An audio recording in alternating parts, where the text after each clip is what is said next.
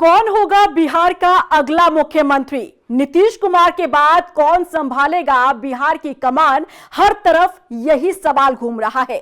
नमस्कार, मैं आपके साथ रीना झा बालियान। दिलचस्प बात तो यह है कि सभी कयासों को पीछे छोड़ते हुए माना जा रहा है कि बिहार को महिला मुख्यमंत्री मिलने जा रहा है। अगर ऐसा होता है तो देखिए वो कौन होगा।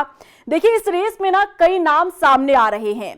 दरअसल इस बार महिला मुख्यमंत्री का कार्ड खेलकर बीजेपी न केवल जातीय समीकरण साधने की कोशिश में है, बल्कि आधी आबादी को भी अपने पाले में करने की रणनीति बना रही है। दरअसल दिल्ली में वैश्य समुदाय की रेखा गुप्ता को मुख्यमंत्री बनाने के सफल प्रयोग के बाद अब बिहार में भी इसी तरह के विमेन लीडरशिप मॉडल पर विचार किया जा रहा है। इससे पार्टी को जातीय तनाव कम करने और विकासवादी छवि बनाने में मदद मिल सकती है। आखिर इस रेस में कौन कौन से नाम सामने आ रहे हैं जो बिहार का महिला चेहरा बनकर नेतृत्व संभाल सकती है, चलिए आपको बताते हैं। मुख्यमंत्री की रेस में सबसे चमकदार नाम अंतर्राष्ट्रीय शूटर और जमुई से विधायक श्रेयसी सिंह का है। श्रेयसी सिंह न केवल एक खिलाड़ी के रूप में युवाओं की आइकॉन है, बल्कि उनका राजनीतिक रसूख भी काफी पुराना है।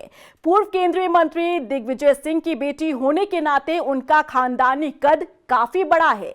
श्रेयसी को सीएम बनाने से बीजेपी राजपूत समाज की नाराजगी दूर करने के साथ साथ एक साफ सुथरी और आधुनिक छवि वाला नेतृत्व पेश कर सकती है।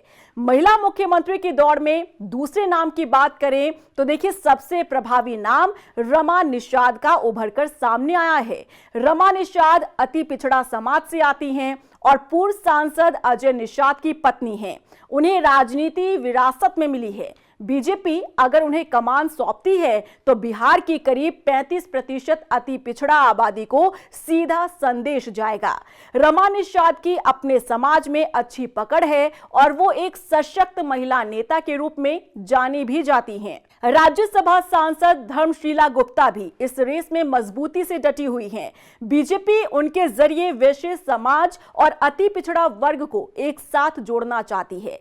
हालांकि वो 2022 में दरभंगा नगर निगम का चुनाव हार गई थी, लेकिन पार्टी ने उन्हें राज्यसभा भेजकर पहले ही अपना भरोसा जताया है।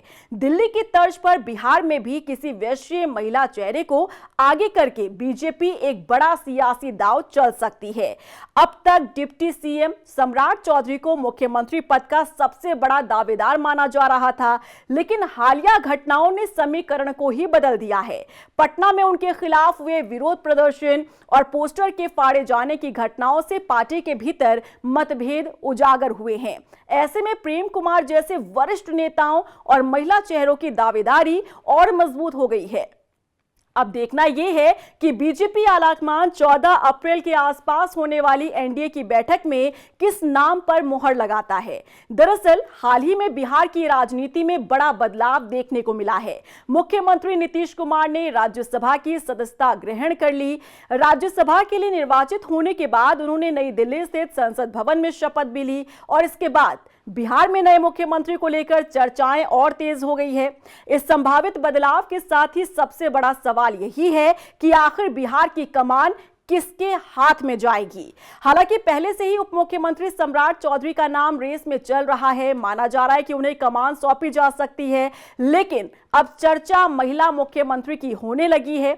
इसमें एक नाम मैथिली ठाकुर का भी सामने आ सकता है, क्योंकि जिस तरह से उन्होंने राजनीति को समझा है और काम किया है, उससे उनके नाम की भी चर्चा तेज होने लगी है। क्योंकि मैथिली ठाकुर जो कि दरभंगा जिले की अलीनगर सीट से बीजेपी की विधायक है और बतौर विधायक वो काफी अच्छा कामकाज कर रही हैं।